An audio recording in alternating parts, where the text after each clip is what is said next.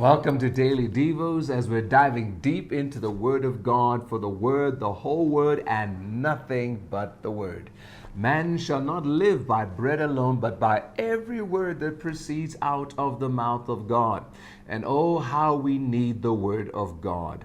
You don't want to starve your spirit, because if you starve your spirit of the Word of God, then you won't have the grace. You won't have the inspiration and the strength. And we do that by the fact that we may neglect the Word of God. Today, I pray that the Lord will inspire you and strengthen you with the Word of God. We are in Ephesians chapter 5, and we're looking at verse 4. It says, "Let there be no filthiness, nor foolish talking, nor coarse joking, which are not fitting." Now here, God is talking about what He expects now from the born-again believer. Yes, He has expectations. We have expectations of God, and that's called faith. When God makes a promise, we expect Him to keep it. And when God saves us, He expects us to live out a new life. And it's fair, because He's invested so much in you and in me.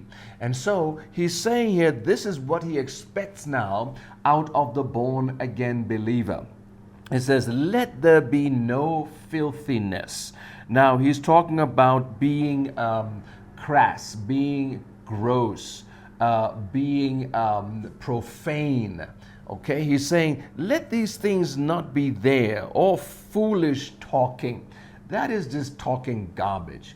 Things that don't make sense. Things that don't help anybody. Okay? Just nonsense. He says, "Nor coarse joking." That is dirty, filthy jokes. He says, no, this is not fitting. They don't belong now. Remember, you're a child of God. God is your Father. You have a new nature. Have you seen God do any of these things? Have you seen God being filthy or foolish talking or coarse joking? You won't see God doing that. No, because what He wants to do is to build people. He wants to help people, encourage, strengthen, affirm, all of these things. His speech has a purpose to do something positive in someone's life. So He says these are not fitting. Then He says, instead, give thanks. Oh, that's so good. So He doesn't just talk about what we shouldn't do. He's talking about the things that we should do. In other words, let our mouths be filled with thanksgiving. Let our mouths be filled with gratitude.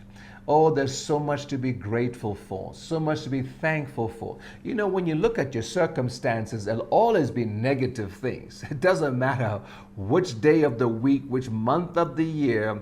It doesn't matter where you are. There's always something, isn't there? There's always something that's not right. Now, you can choose to focus on that, or you can choose to focus on the good. And so God says, rather focus on the good, rather focus on being grateful, rather than complaining and all these things, rather than looking at the negative situations. He's saying, rather give thanks. I know that you have something to thank God for right now. Oh, there's always many things to give thanks for.